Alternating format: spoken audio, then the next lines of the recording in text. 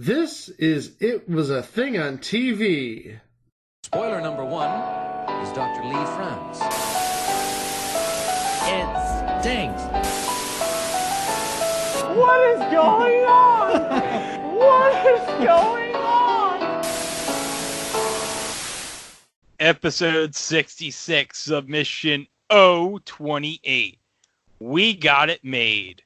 We Got It Made aired on NBC from September 8th, 1983 to March 10th, 1984, and in first-run syndication from September 11th, 1987 to March 30th, 1988, for a total of 46 episodes.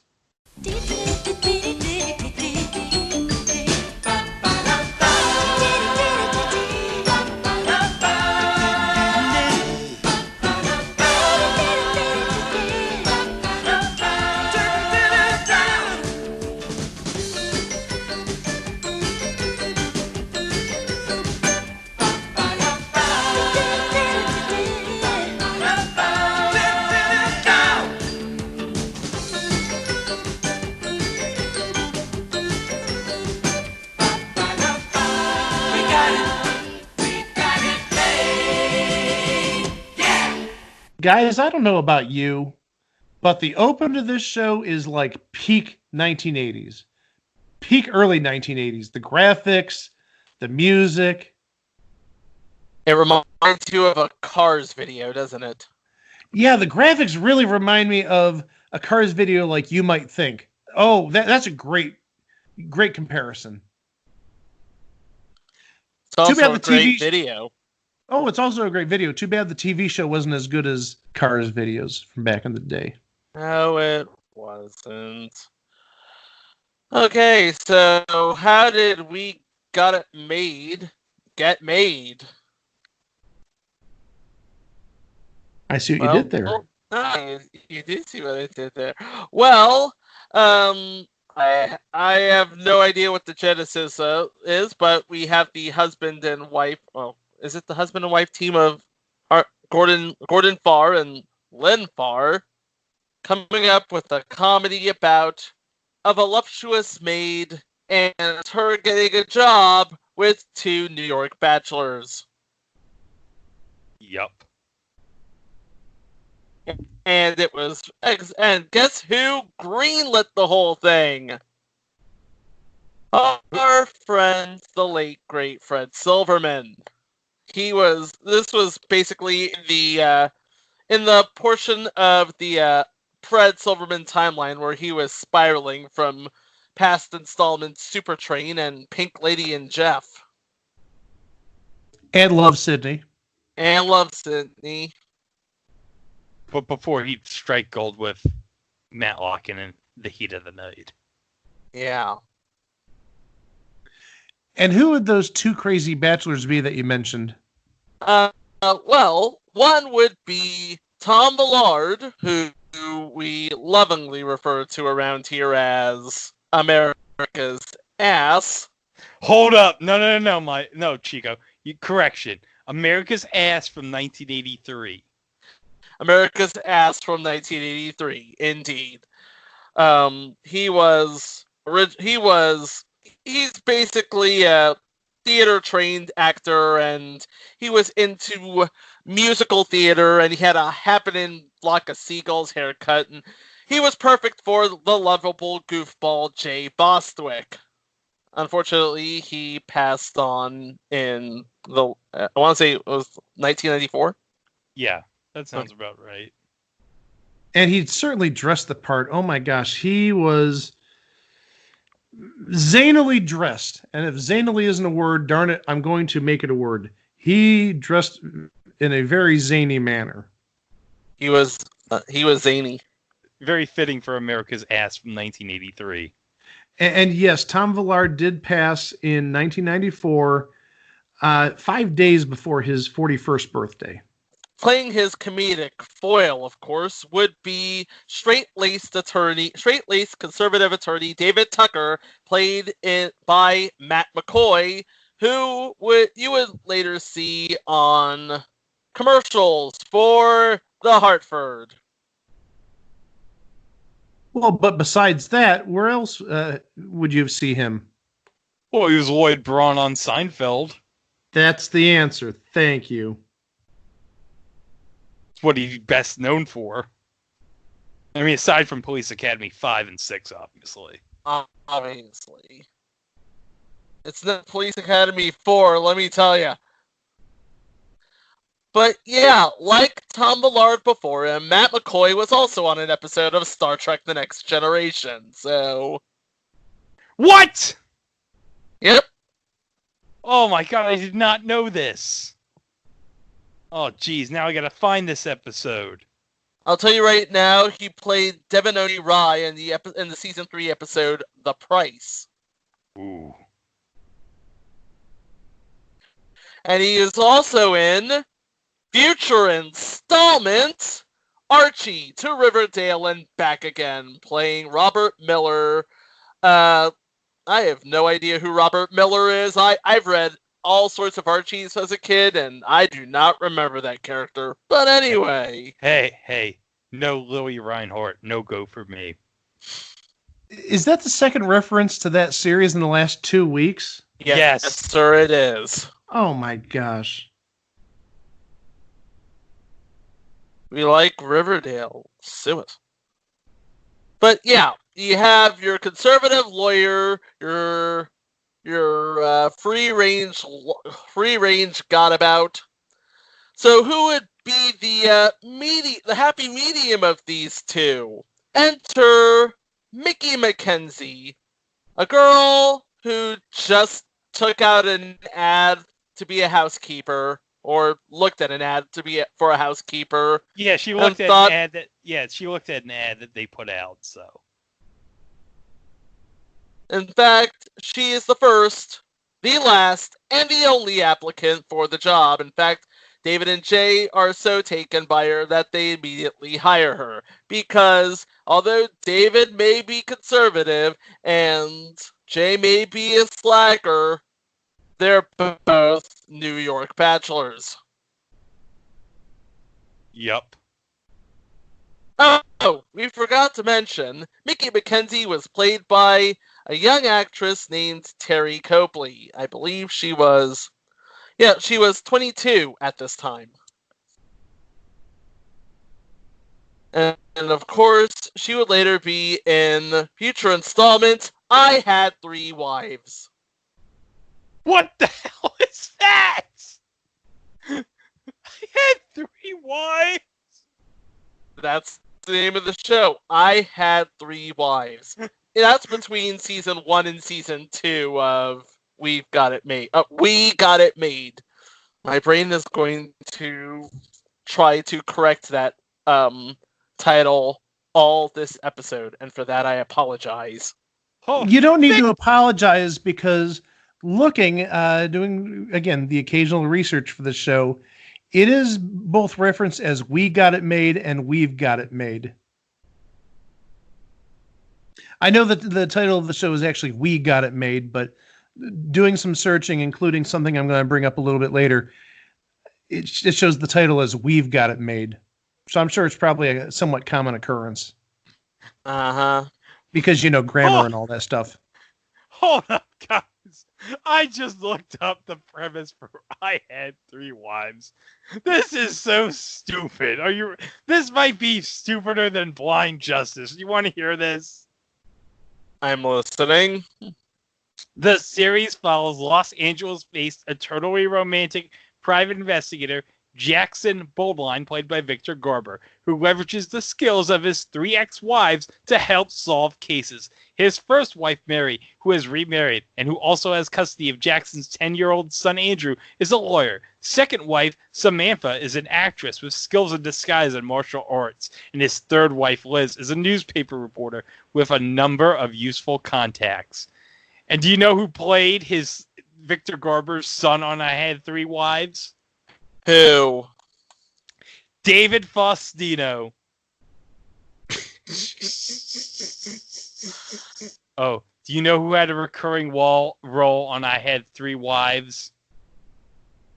Who? Luis Avalos. Oh. Future installment Condo. Yeah, from another future installment that's going to be coming up very shortly. Well, we had a couple of female characters besides Terry Copley, and they were both the girlfriends of David and Jay. David's girlfriend was an attorney, Claudia Jones, played by Stephanie Kramer, and she left the show after 19 episodes and went on and had a little more success on another NBC show, Hunter. It gave her a piece and paired her with Fred Dreyer. Yeah, that's sort of like the life raft saving her. She went from a sinking ship to Hunter, which lasted quite a bit longer and was much more successful. And then Jay, his girlfriend, was a kindergarten teacher. And if this person isn't like the perfect person to play a kindergarten teacher, just so sweet and innocent, I don't know who is. Bonnie Urseth. Yeah. Oh. Yeah, she played Beth Sorensen, Jay's girlfriend.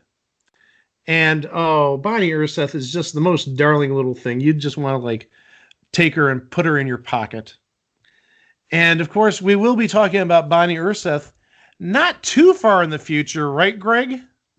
Oh, yes. We got another entry of an episode from a certain show that features Bonnie Urseth in a guest starring role. We won't spoil it, but yeah, it's going to be great. And we should get to that episode in October.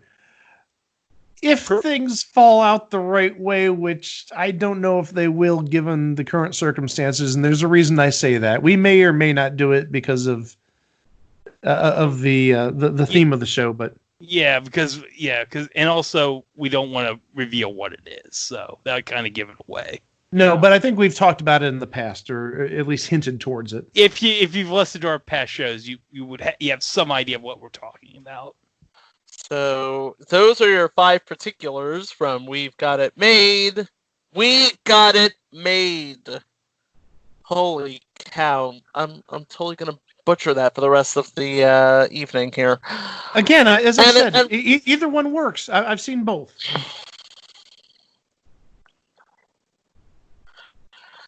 And it looked like it was going. It looked like it had a lot of legs to it. At least that's what it looked like.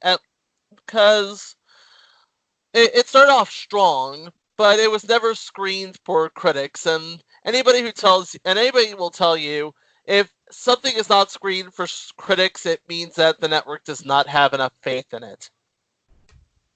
Yes. So the critics finally got to watch it, and they no like very mucho. And I'll give you one such review. This is from the Chicago Sun-Times on Wednesday, August 31st of 1983. Silverman's latest effort is tasteless and dumb. And we'll go through this article. This is a little lengthy, but it sort of makes the point. Fred Silverman, the man who presided over ABC's programming when it concocted Gloria Steinem's favorite shows, including Three's Company and Charlie's Angels, is the executive producer of NBC's feted little We've Got It Made. Notice, not We Got It Made, We've Got It Made. This is one of those shows that makes a normal guy on the street start a petition to get cable into the neighborhood quick. We've Got It Made is all about an incredibly stupid and incredibly gorgeous blonde who becomes the maid for 2 dopey guys. In the pilot episode, Mickey the maid, played by Terry Copley, who no doubt will have a poster ready in time for Christmas shoppers, locks herself into the bathroom and eventually crawls out of the window stark naked. Holy hijinks! When the guys, actors Matt McCoy and Tom Villard, see that, they've got to think quick. Their girlfriends will get the wrong idea. Wait, is this a Penthouse letter? No, but it's pure Silverman, who has presided over some of the worst and some of the best television in the last decade. This is among the lower lights, but instead of running a network's programming department, as he did at CBS and ABC, and essentially at NBC where he was president, Silverman is now the producer, just dishing up what the programming folks want to see. NBC's promotional blurbs for the show, A camera pans up the legs of a model in fishnet hose are, if anything, even more sexploitational than the show itself. Recent versions of the blurb stop at about the knee. Originally, they went higher.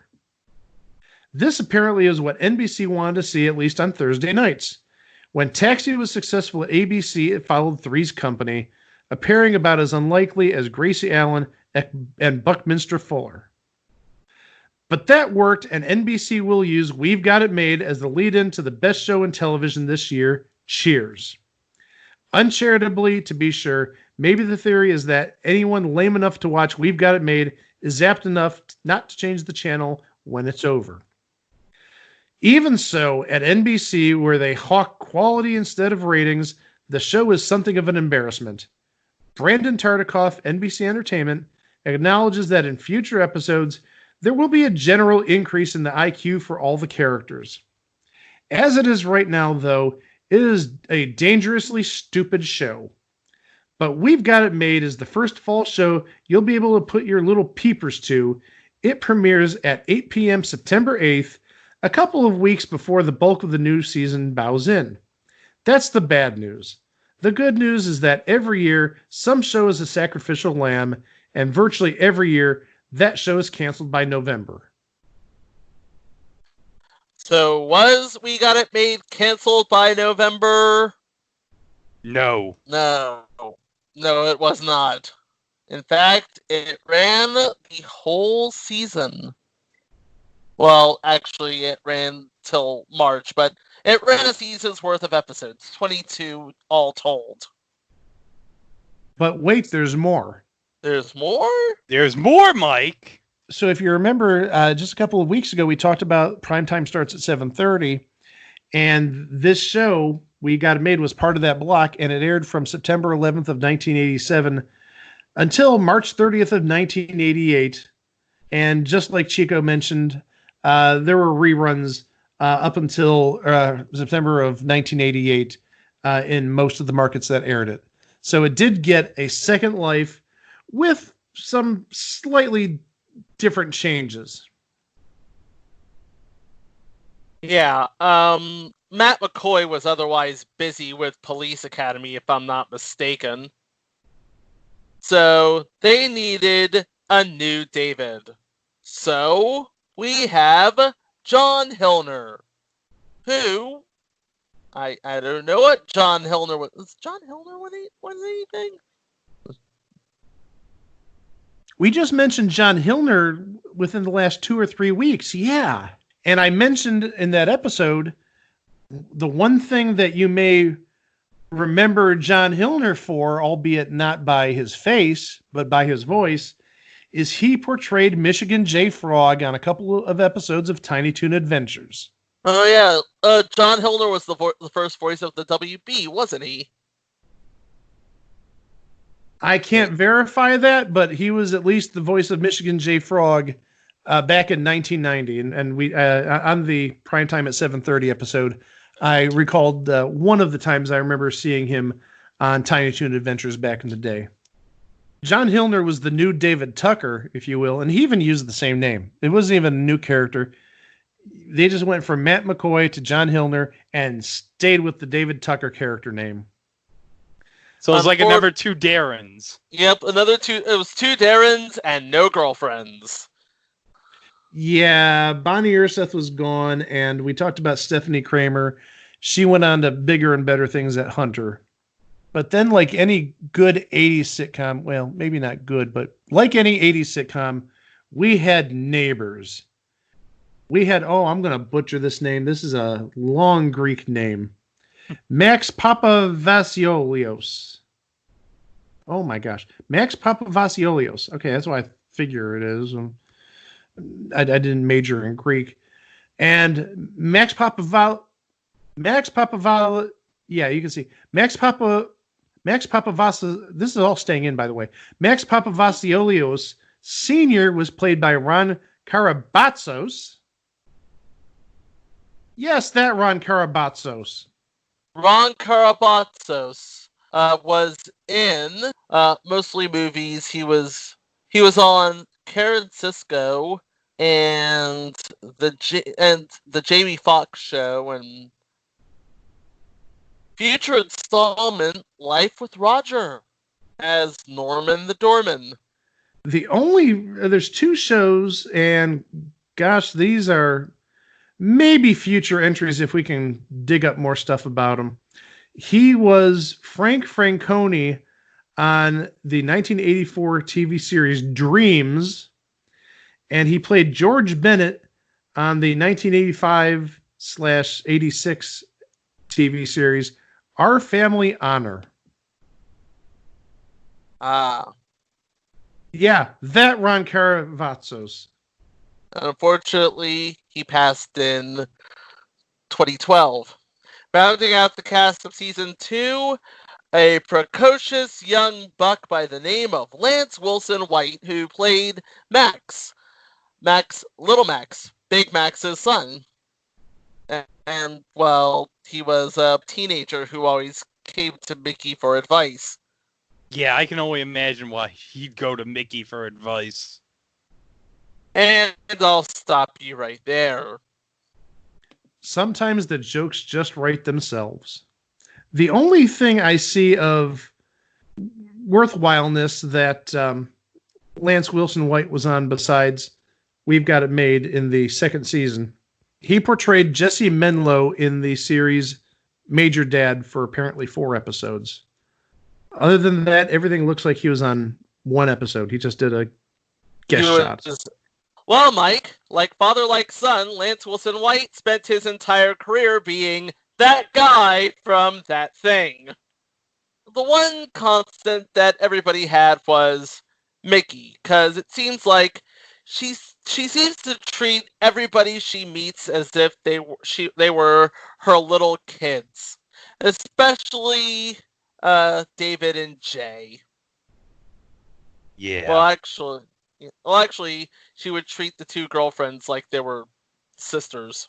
But it seems like Mickey was a very motherly sort. And speaking of motherly, I believe she had a very famous person play her mother. If I'm not mistaken. Yes, she did. They'll refresh my memory, because... Yes. Somebody who, if you're a big fan of game shows back in the 70s and 80s, you know who this person is. Elaine Joyce. What? Whoa. Yeah, Elaine Joyce played Mickey's mother on this show. Well, okay, I could totally see it. Oh, yeah, I could definitely see it as well. Hey, Chico, have you found an episode guide for this series? Well, it took some doing. But I found an episode guide. Okay. All right, you guys ready? Sure. Here we go. Episode 1, The Pilot. 2 New York roommates, a preppy lawyer and a slob entrepreneur, hire a gorgeous girl as their live-in maid, causing strife with their respective girlfriends. In other words, it's a pilot. Yeah, in other words, we're setting up everything for future episodes. Yep. It's not that hard. Yeah. But the final scene in episode 1 sets up episode 2, which I gotta be honest, guys. You end your pilot on a cliffhanger, really? Like I said, Fred Silverman had a lot of high hopes for this show. Yeah, he did indeed. Speaking of episode 2, here it is. Episode 2, Mickey Sleepwalks. A sleepwalking Mickey... Go ahead. Yeah, because at the end of the pilot, Mickey sleepwalks into Jay's bed. Yeah, how does that happen? Sleepwalking Mickey ends up in the roommates' beds every night. Like you said, set up in the first episode. Episode 3, The Boyfriend. Mickey's ex-boyfriend arrives wanting to marry her. and Mickey asks David to pose as her fiancé. That's not a sitcom trope at all. Oh, gee, I wonder what's gonna happen. Or Yeah, I wonder. Whoa! Yeah, I wonder if Mickey is trying to make the ex-boyfriend jealous. Maybe just a bit. Possibly. Maybe. Possibly. Oh, anyway. Episode 4. Mickey goes topless. Woo! Behave yourself. Dan and Jay try to talk Mickey out of working at a nightclub featuring nude entertainment. oh yeah, because that was the rage back in pre-Giuliani New York. Nudie bars. Yep. You see, and going back to the review I mentioned earlier, this show seems like the total antithesis of a Cheers. Cheers is a thinking man's comedy, and this is, for lack of a better phrase, mindless drivel. It's TNA. It's Terry Copley's, yeah. Uh-huh. But lest we think it's all about Terry Copley, let's go to episode 5, David's birthday. David, peeking at his birthday presents, thinks Mickey is planning a seduction instead of a birthday party. I thought this was supposed to be about David! Hey, Greg, on 3. 1, 2, 3. Ooh! Yeah. Going into episode 6, Mickey the Shoplifter. Mickey's arrested for shoplifting as she tries to exchange a hat in a department store. Because apparently that is not a thing you can do in New York in 1983. You really can't. Episode 7. Oh, we were waiting for this. Mickey's mom. Mickey's visiting mother sets her sights on David. Now imagine David and imagine Elaine Joyce. Oh yeah. Greg, That's do it awkward. with me again. Do it with me. Woo! We should just do that for like every episode for this show. Every episode should be ooh. Yeah. Well, it's like working with the gallery, the peanut gallery in Amadeus. Anyway. Episode 8. Mickey gets married. Part 1. Part 1. Mickey's on a date with an older guy. Apparently, he thinks she's hot. Duh. We find out he's been pitching her bottom all the way home. Woo! He proposes, she accepts, and they get hitched. Then, in true sitcom fashion, something has to go wrong. The guy has a stroke in a chair and dies. Oh my gosh, how morbid. How is this supposed to resolve itself? We find out in episode 9. Mickey gets married. Part 2.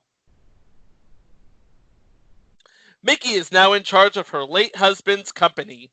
She runs it for a little while, but we can see the handwriting on the wall. She misses her friends and her maid job. Her late spouse has a grown son, and Mickey suggests that he should be the one to run his dad's company.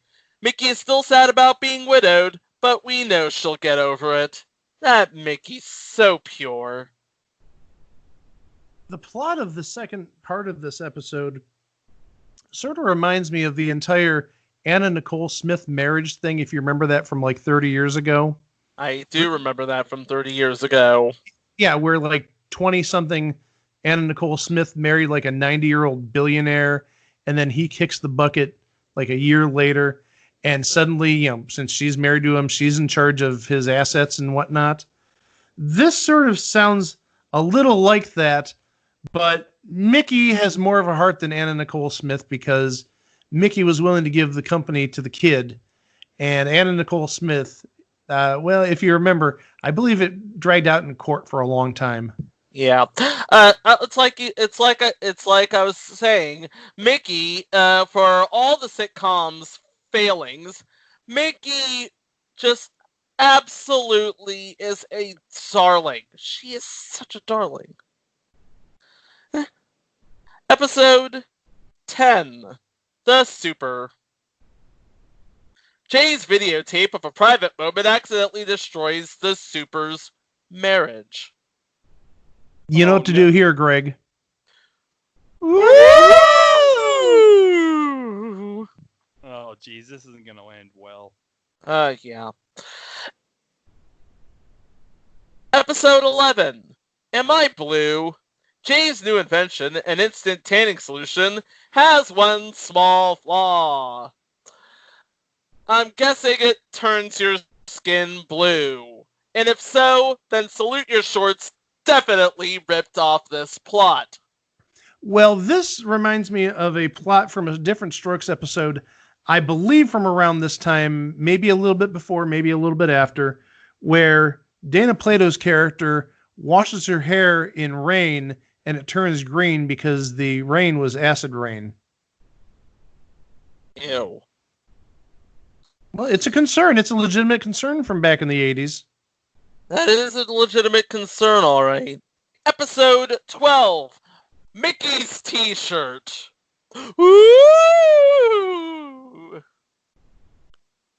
Sorry, it just felt right. Anyway, Mickey's t-shirt. Mickey convinces David's client to drop a lawsuit against Jay, but the client insinuates Mickey did more than just talk. Yeah. I got nothing except maybe a t-shirt.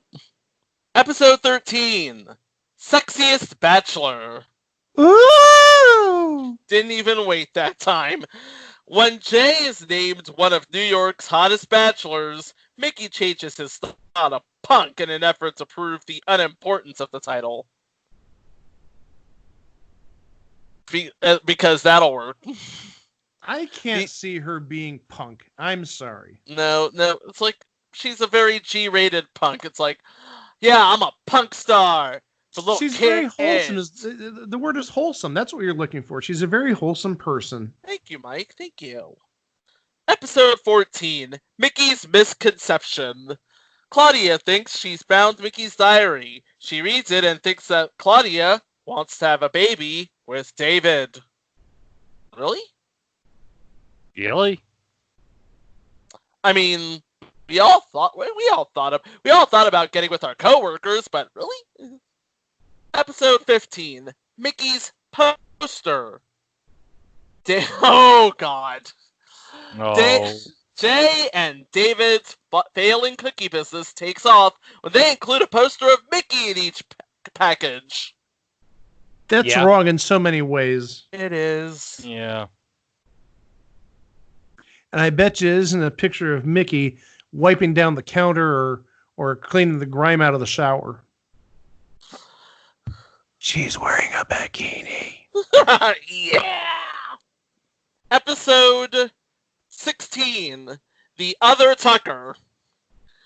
David's upset when Mickey encourages his brother to ditch a law school interview for an acting audition. Oh, no. Yeah.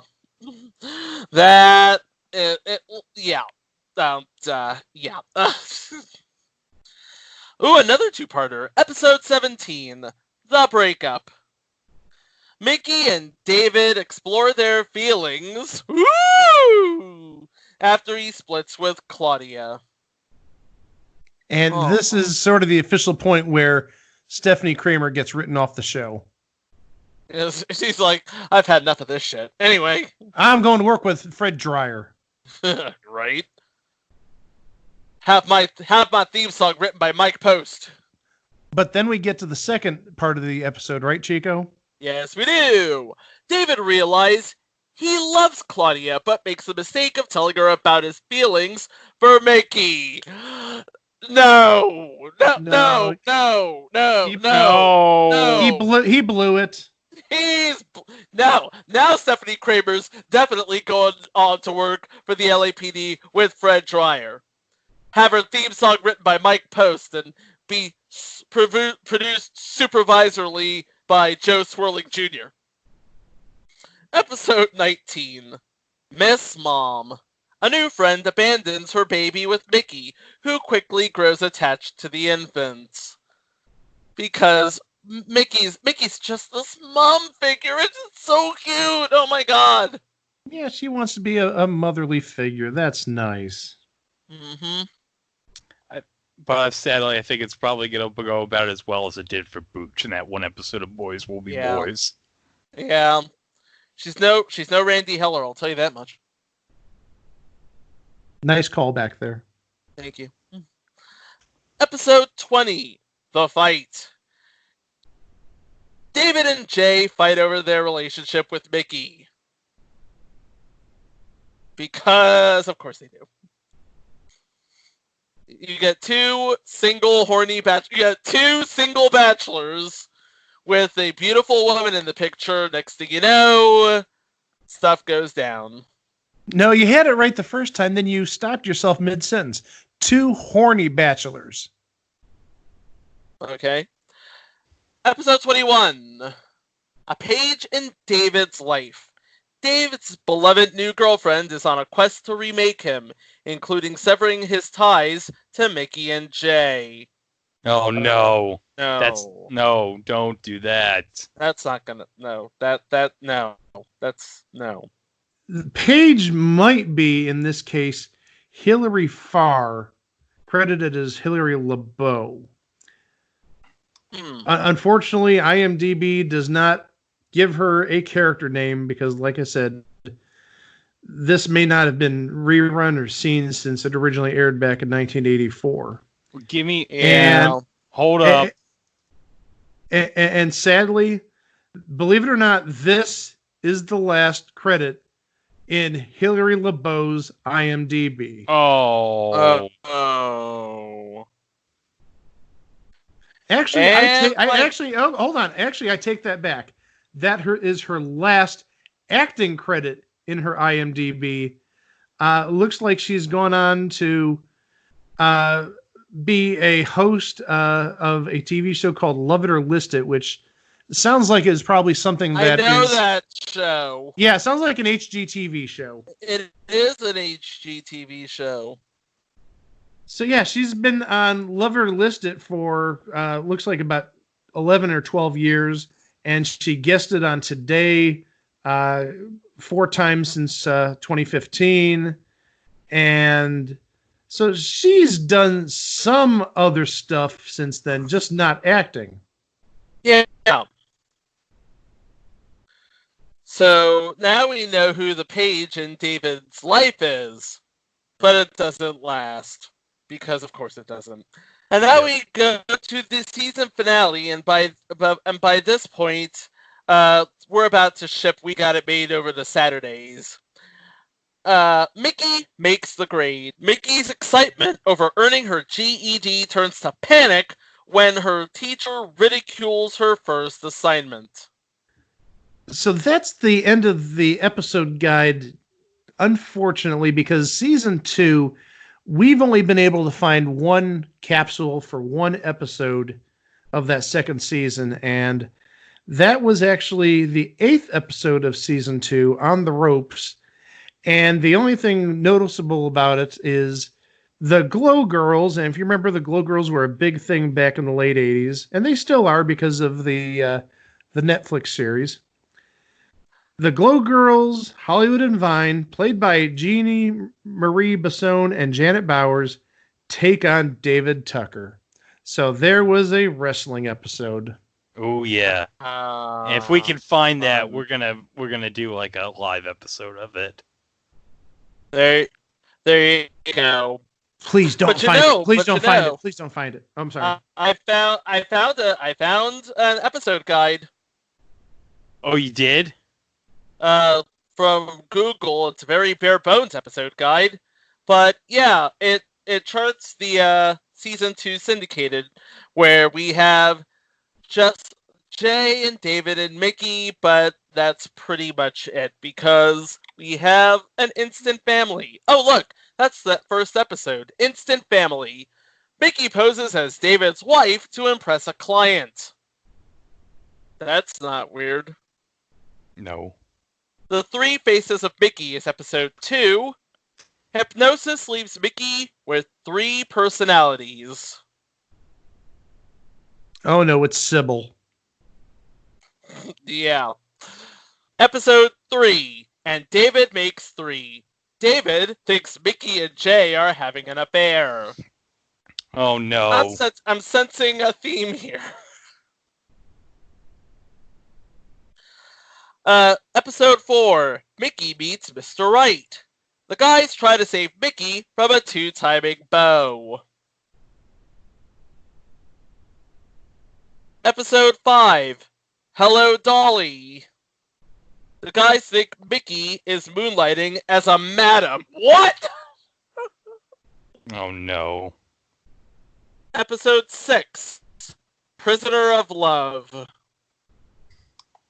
Jay and Mickey think David's new love is a burglar. Who writes this crap? Episode 7, we already talked about. Try and keep up. Episode 8, The Naked Truth. Jay demonstrates his new invention at a nudist camp. Oh. Yeah, this is stuff that should be airing at primetime. Starts at 7:30. This is really family type of stuff. We get to see America's ass's ass.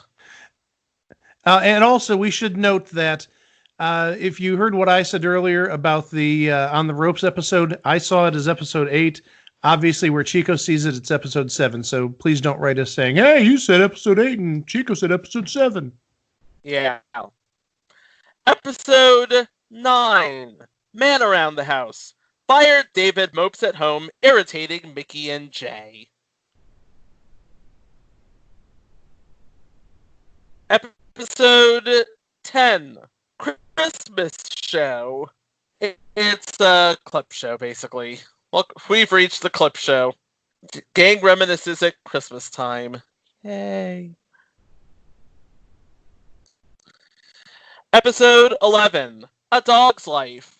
Mickey loses a puppy belonging to Jay's investor. Oh. Mickey just is involved in babies and puppies and madams and... Oh. Did we mention how cute it was? Yeah. Next. Save the Last Dance for Me. Jay thinks David is a Chippendale dancer. Oh, jeez. It's all about the nudity. It's all about the TNA and other things. Yeah, great Prime stuff. time starts at 7:30. Yeah, great stuff at 7:30, guys. Oh, episode 13. Mickey times 2. Mickey's lookalike cousin shows up at the apartment. Yeah, because of course there's got to be a lookalike cousin entering into this now, because that Yeah, hasn't been but- done. Yeah, I think we're just going through all the tropes, and that's just going to be season 2. That's exactly it. We're just covering every sitcom trope at this point. Okay, episode 14. Fatal Distraction. Jay thinks a jilted woman is stalking David, because of course he does. I mean, this is Jay we're talking about. And this is also around the time of Fatal Attraction. Mm-hmm. Yeah. Episode 15. Jay's on the roof. Mickey and David think Jay has 6 weeks to live. No, that's just We've Got It Made. Wait for it! Good night, everybody. Episode 16. Oh, foreshadowing, ladies and gentlemen. Centerfold Mickey. David and Max Sr. thinks Mickey is posing nude. Again, more TNA for the 7:30 crowd. Did I mention that Terry Copley was in an issue of Playboy before she became Born Again? No. Because that's important. Episode 17, Confidence Man. Jay misunderstands Mickey's attempts to help David. Because, again, of course he does. Episode 18, Not for Love or Money. Stop me if you've heard this one. A wealthy man proposes to Mickey. What? The guys invest, but mostly the wealthy man proposing to Mickey thing. All the tropes. Even some tropes from season 1. Episode 19, La Vie en Jay. Jay falls for a stunning French woman. Yeah, Yeah, we're grasping at straws now, I think. we are indeed grasping at straws. By the way, that was part 1 of a 2-parter. Part 2 is episode 20. Mickey and David try to save Jay from Colette. Because that's what you do when your best friend is involved with a French woman. You try and save her. Episode 21, Four Loves Have I. Mickey receives letters from a secret admirer. And check. Episode 22, Mickey pursues the mugger who took her locket. In Crime Busters. Episode 23, Temporary Mickey. David grabs the wrong tape to show to a client. And the final episode, Video Mickey. Because it's 1987 and we haven't had an MTV reference yet and we're starting to feel ashamed. Mickey becomes a TV host with the guys as guests. Man, this sucked. Yep. I mean, just going through, basic bare bones recaps of the shows. Yuck. I mean, this is a dog written all over it. I mean, I know the TV review I mentioned earlier basically said as much, but yeah, it's so bad that at the primetime at 7:30 slot, let's just shove TNA down everybody's throats. But I found an even more detailed episode guide, which has season 2, and going back to all of this stuff, the 3 phases of Mickey had Mickey as a torch singer, a shrew, and a temptress. Yeah, that can't end well with those 2 guys. No. Yeah. Mickey Meets Mr. Right has Mickey falling in love with a bartender played by Lee McCloskey. Video Mickey has her boss played by Jerry Hauser of future installment, the Bradys. Prisoner of Love. David falls in love with Brenda Strong. We talked about On the Ropes. Try and keep up. Naked Truth. Jay's prospective client was played by Frank Bonner. Oh, Frank Bonner from WKRP. Mm-hmm. The Chippendales appear as themselves in Save the Last Dance for Me.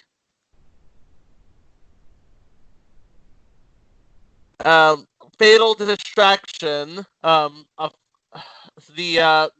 distraction was played by Greta Blackburn. No, she is. And Centerfold Mickey was just a bad case of foreshadowing. And La Vie en Jay. Oh God. You know who played Colette in La Vie en Jay? Who? Claudia Christian. Who the hell is Claudia Christian? You don't know who Claudia Christian is? No. You've never seen Babylon 5? I never watched Babylon 5. I'm Mike, sorry. have you seen Babylon 5? You're talking to a person who doesn't like sci-fi. I'm sorry, Carl. I didn't watch Babylon 5. Oh, jeez. I'm the only one here who's ever seen Babylon 5, apparently. Love Babylon 5. That's your wings. That's why. Okay, thank you for throwing in those special guests in some of the episodes, Chico. There's two things I want to mention. One is, gosh, NBC tried their damnedest to make this a watchable show, or at least, as we mentioned in previous episodes, the NBC promotions machine was just constantly in gear because the entire cast made an appearance, as we mentioned back in an early episode. They were on the 1983 NBC Macy's Thanksgiving Day Parade. But then we get to 1984, and there were at least 4 people from the show on, again, entry number 1, the Match Game Hollywood Squares Hour. They had Terry Copley and Tom Villard and Bonnie Urseth and Matt McCoy. Stephanie Kramer didn't make it to Match Game Hollywood Squares. Probably because she knew what kind of piece of crap show this was going to be. Yeah, probably because she was in negotiations to go on Hunter. So you can't say that NBC didn't try making this show something, given that the crew had a whole block on a Thanksgiving Day parade singing, and they were on for an entire week of Match Game Hollywood Squares. Well, guys, one thing I want to mention is, do you know when We Got It Made aired in the fall of 1983 initially? Thursdays at 8:30. Yeah, I mentioned earlier No. No, yes. No. It aired Thursdays at 9. Oh. I mentioned earlier it aired before Cheers, and you had sort of the dumb show and the good show, trying to like counteract each other in some weird capacity. Yes, but the notable thing is, okay, when We Got It Made was taken off at 9 o'clock, what filled its spot at 9 o'clock? I don't know. Would that have been the Duck Factory? No. Okay. It was Cheers. Really? Because Thursdays at 9. Think on NBC. Think about it. Yeah, right. Yeah, I was thinking that Cheers was following We Got It Made in the fall of '83. Yeah, Nope. because after Cheers would have been Buffalo Bill, and then eventually the Duck Factory. Yeah. Yes. And then Night Court. Well, Night Court replaced the Duck Factory. We talked about that on a previous episode. Yes. Because Night Court was originally on Wednesday nights. Yes. So as the beginning of the fall, it was We Got It Made at 9, Cheers at 9:30.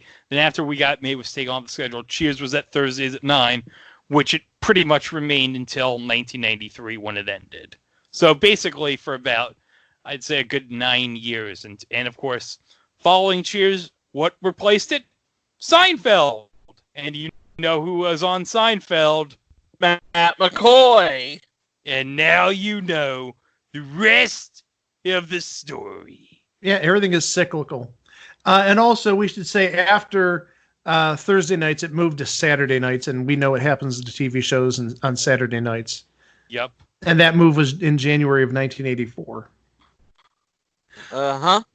But, hey, guys, that's not all, because guess what? We got a round of eBay Prices Right.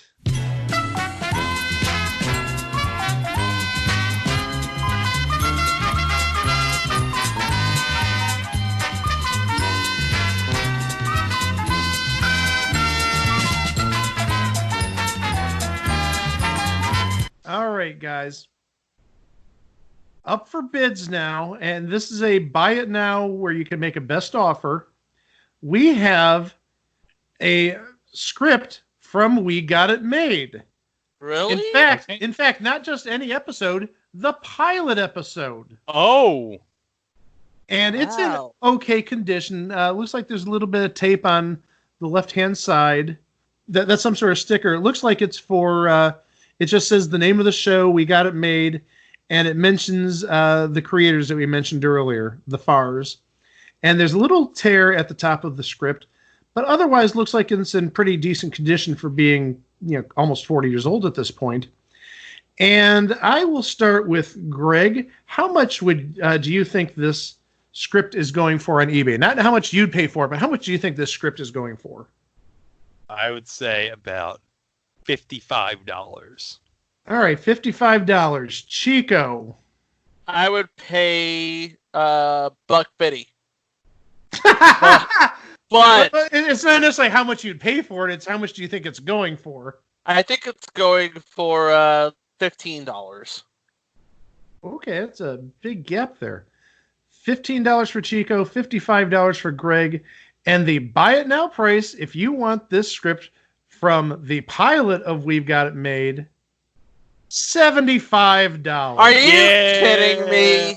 I'm not kidding you. $75, buy it now, but you can always make a best offer. $150. No. I think you're right about that. $150 isn't about as much as I pay for this.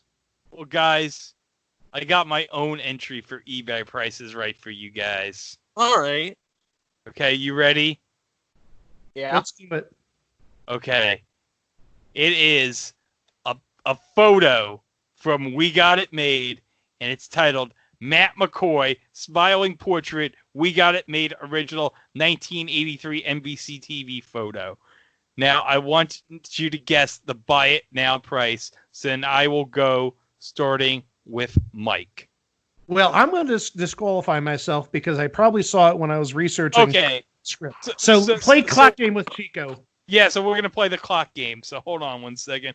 Let me get my stopwatch. I got a clock up. Don't worry about it. Okay, go ahead. All right.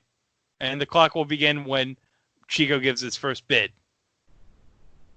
$20. Higher. $30. Lower. 21, 2, 3, 4, 5, 6, 7, 8, 9. 7. Higher. $27.50. Higher. $27.60. Higher. $27.70. Higher. $27.80. Higher. $27.99. You got it. Got it. You got it right under the buzzer. Oh! Nailed it! Just like he planned. That was not scripted, by the way.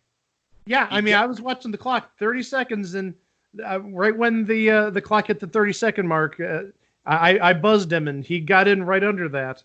Yep. Well, guys, we got it made. What can we say about it? I know what I can say about it. It was a thing on TV. Oh, we're not even going to have a description. We're just going to say it. It was a thing on TV. It was a thing on much TV. more need be said. You can't spell "it was a thing on TV" without T and A. Mm-hmm. It was a thing on TV. Okay, you can't really say "and," but if there's an ampersand, well, there's a T and an A. That's all that matters. Well, anywho, don't forget, you can always go to our website, itwasathingontv.com. We've got every past episode there. We've got links to our social media, including the Discord server. Please feel free to drop us a line, send us an email, send us a message. Tell us how we're doing. Pictures of Tom Villard. Or Matt McCoy. Or Matt McCoy. Don't listen to either of them. Feel free to email us, give us your comments, give us suggestions. We love hearing from you guys. And as always, don't forget, like and subscribe and rate and review. Please rate and review on Apple Podcasts and wherever you get your podcast from. And also, as always, don't forget to share. Tell a friend, tell a neighbor, tell a parent, tell somebody who will listen, because sharing is caring. And by the way, 5 stars or just email us telling what your problem is. Yeah. Yeah, because if we go below 4.5 stars, the bus is going to blow up. Yeah, Dennis Hopper is really going to mess our lives if we don't get 5-star reviews. Yeah, and if we don't get 5-star reviews, we'll never be able to do the spin-off podcasts. It was a thing at the movies, and it was a thing at the arcade. Or it was a thing at the breakfast table. Exactly. Until next week. Oh, next week we have a timely episode, and one that we've really been eager to talk about. Next week, specifically the latter episode. That one, I think we're going to have a deep dive into. That I like one's going to be deep a really dives. fun. Yeah, that one's going to be a really fun episode. The first episode is going to be fun too. But as always, 2 excellent episodes are going to be coming your way starting on the 15th of June. But until then, please enjoy the rest of your week. Thank you for listening. Thank you to Chico. Thank you to Greg. And thank you, Mike. Oh, that's me. We'll talk to you very soon with 2 more installments of It Was a Thing on TV. Row! Ugh, Mr. Rogers, I almost forgot that suit did nothing for your ass. No one asked you to look, Tony. It's ridiculous. I think you look great, Cap. As far as I'm concerned, that's America's ass.